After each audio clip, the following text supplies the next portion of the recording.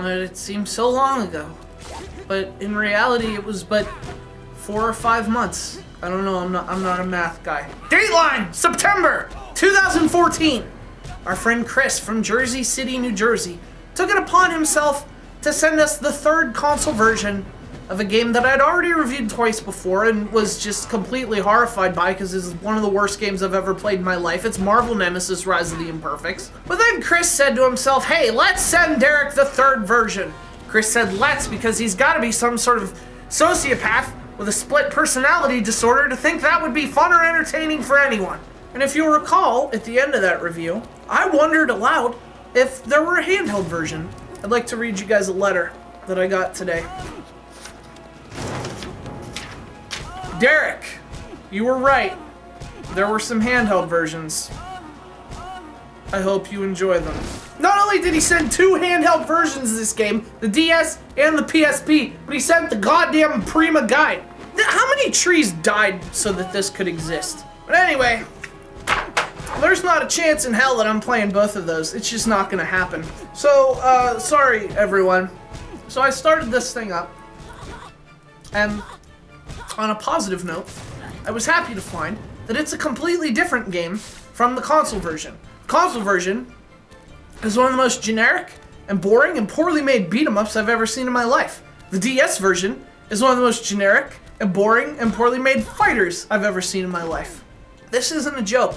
Marvel Nemesis Rise of the Imperfects was already arguably the worst game I've ever played. But the DS version is so broken and just, it's impossibly bad. So you have like 1 attack, maybe 2. I'm already trying to forget what happened. And you hit it a bunch of times, and you don't even really need to be next to your opponent.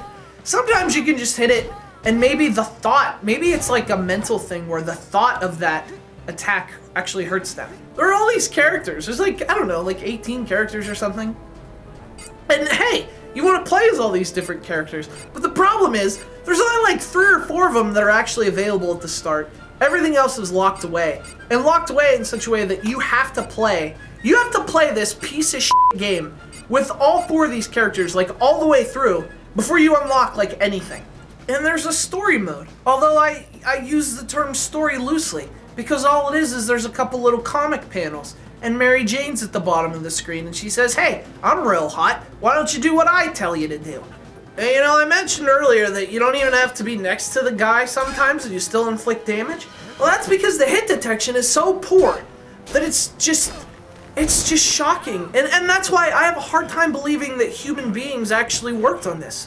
There is a multiplayer mode, although that would assume you have friends who you would actually want to play this with, which would then assume that you're a bad person, because only a bad person would make their friends play this.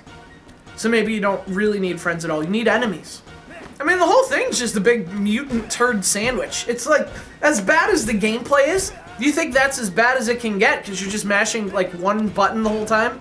But it actually gets even worse because the presentation's even worse. The graphics are horrible. It sounds like what you think despair would sound like. This is real. This is as real as it gets. This is real. I want you to know that this is the worst goddamn DS game I've ever played. It's Marvel Nemesis Rise of the Imperfects for the Nintendo DS. Thanks a lot, Chris, from Jersey City, New Jersey. Where's that goddamn letter you wrote? Ah, to Derek. You were here, Derek. Right.